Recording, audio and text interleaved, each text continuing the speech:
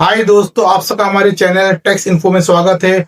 दोस्तों, अक्टूबर month due date से भरा हुआ है, जहां हमें टीडीएस रिटर्न फाइल करने हैं, जीएसटीआर 1 जीएसटीआर 3 भी फाइल करने हैं, वेरियस ऑडिट रिपोर्ट फाइल करने हैं। वही एक इम्पोर्टेंट फॉर्म एओसी 4 भी फाइल करने हैं।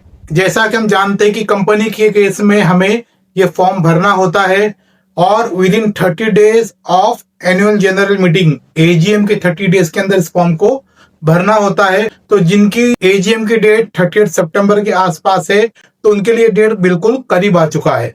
और जैसा कि हम जानते हैं कि इस साल एओसी 4 फॉर्म में बहुत ज्यादा चेंजेस आए हैं, बहुत ही ज्यादा बदलाव किए गए। तो आज के इस वीडियो में हम देखेंगे कि वो बदलाव क्या है, बहुत ज्यादा डिटेल में नहीं, लेकिन हाँ एक समराइज मैनर में इस चेंजेस को समझने की कोशिश करेंगे।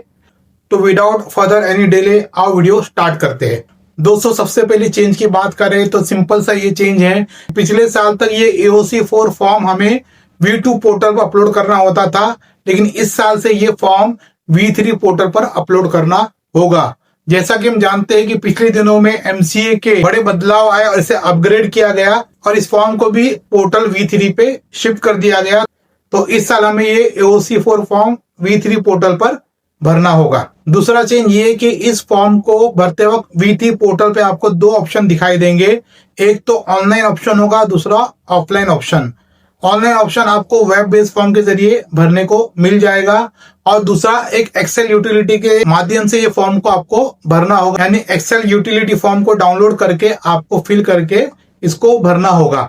ये दोनों ऑप्शन आपको पोर्टल पे अवेलेबल मिल जाएंगे। नेक्स्ट ये कि आपको लास्ट ईयर तक एओसी फॉर्म में फाइनेंशियल डेटा यानी बैलेंस शीट पे की डिटेल आपको दोनों ईयर की भरनी होती थी, प्रीवियस ईयर की और करंट ईयर की, यानी प्रीसीडिंग ईयर की और करंट ईयर की आपको डिटेल्स भरनी होती थी।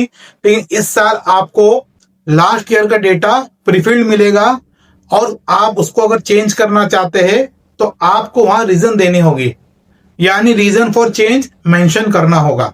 नेक्स्ट ये कि form AOC 4, AOC 2, AOC 1, CSR 2 form ये अलग अलग भरने होते थे, लेकिन इस साल आपको ये लिंक्ड अनेक्शर के रूप में फॉर्म एओसी 4 में ही नजर आएंगे। पिछले सालों तक अटैचमेंट की लिमिट 6 MB तक हुआ करती थी, इस बार उन्होंने कुछ बढ़ाकर 10 MB तक कर दी है और एक्सेल अनेक्शर के लिए इसकी लिमिट 300 MB तक कर दी गई है। प्रीवियस ईयर तक सेक्रेटरियल ऑडिट के रिमार्क में सिर्फ बेसिक इंफॉर्मेशन भरी जाती थी, लेकिन इस साल इसे डिटेल में भरना होगा, यानी डिटेल ऑब्जर्वेशन और क्वालिफिकेशन के साथ ये टेबल भरी जाए। इसके अलावा कई चेंजेस जैसे कि बेनिफिशियल ओनर डिस्क्लोजर और इसके फाइलिंग प्रोसेस में चेंजेस नजर आएंगे।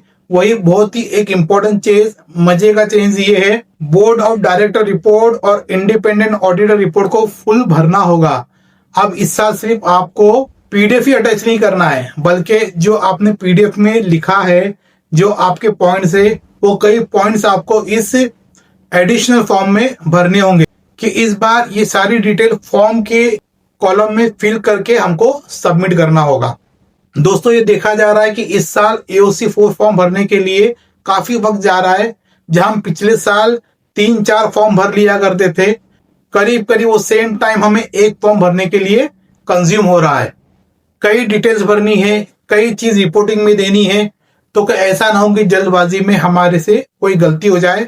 तो लास्ट डेट का इंतजार ना करें, इन सब बातों का ख्याल रखते हुए जल्द एओसी फॉर्म अपने। और वैसे आप एमसीए पोर्टल का हाल तो जानते ही है, इस साल भी जबकि फॉर्म जो है ऑनलाइन हो चुके हैं, कई केसेस में देखा जा रहा है ये फॉर्म भरते वक्त काफी कठिनाई का सामना करना पड़ रहा है।